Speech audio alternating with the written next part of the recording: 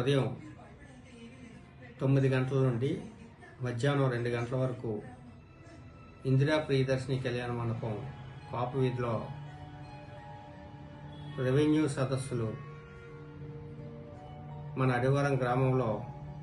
నారా చంద్రబాబు నాయుడు గారు ఆదేశాలతో, అలాగే రెవెన్యూ మంత్రివర్యులు అనగాని సత్యప్రసాద్ గారు, అలాగే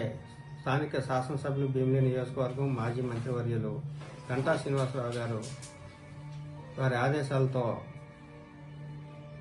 మరి ఇందిరా ప్రియదర్శిని కళ్యాణ మండపంలో 98వ వార్డుకి సంబంధించి రెవెన్యూ సదస్సు ఉదయం 9 గంటల నుండి మధ్యాహ్నం 2 గంటల వరకు నిర్వహించడం జరుగుతుంది. ఈ యొక్క సమావేశంలో రెవెన్యూకి సంబంధించి ఉన్నతాధికారులు అందరూ కూడా పాల్గొనడం జరుగుతుంది. కాబట్టి 98వ వార్డు ప్రజలు 50 మంది వారి వారి భూ సంబంధించిన సమస్యలు అయితేనేమి, భూ తగాదాలకు సంబంధించిన సమస్యలు అయితేనేమి, రెవెన్యూకి సంబంధించినటువంటి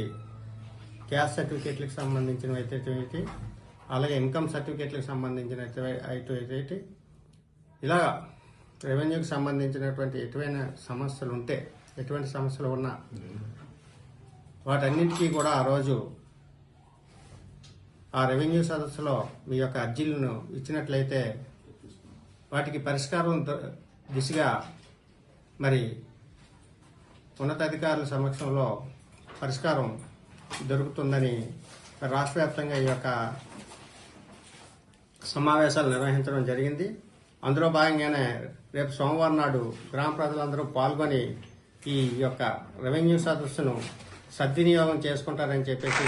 తెలియజేస్తున్నాను. ఇప్పుడు